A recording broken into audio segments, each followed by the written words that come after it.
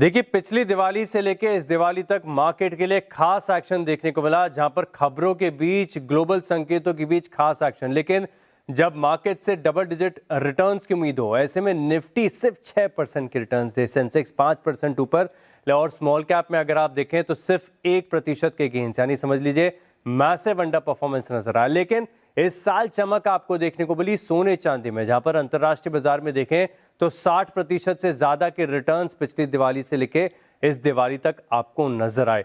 लेकिन खास बात है कि स्टॉक्स का एक्शन और इंडिसेस की बात करें तो बैंक निफ्टी 13% चल गया, ऑटो में बढ़िया तेजी देखने को मिली, मेटल्स भी पिछले साल के मुकाबले बढ़िया किए। लेकिन कुछ सेक्टर ऐसे थे जहां पर गिरावट देखने को मिली। मिसाल के तौर पर अगर आप देखें तो चाहे आईटी है, एनर्जी, फार्मा और सरकारी कंपनियां, गजब का अंडर परफॉर्मेंस यहां पर आपको नजर आया।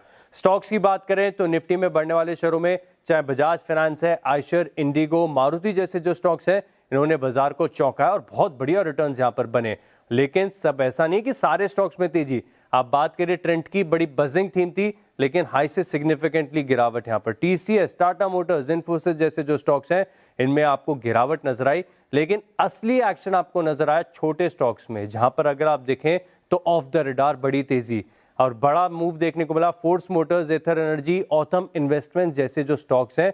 लेकिन ऐसा नहीं है कि सारी स्टॉक्स में तेजी। कुछ गिरने वाले शेयरों की बात की जाए तो तेजस नेटवर्क्स है, प्राज इंडस्ट्रीज, एकम ड्रग्स जैसे जो स्टॉक्स हैं, यहां पर आपको गिरावट नजर आई। लेकिन इस साल सबसे ज्यादा चर्चा आपको देखने को मिली एफआईआईज और डीआई के एक्शन में, जहां पर आप देखें तो एफआईआईज ने 3.2 लाख करोड़ की बिकवाली की, लेकिन उसको पूरी तरीके से ऑफसेट किया और अच्छी खरीदारी की, बाजार को संभाला डीआईज ने, जहां पर 6,80,000 करोड़ की खरीदारी की गई।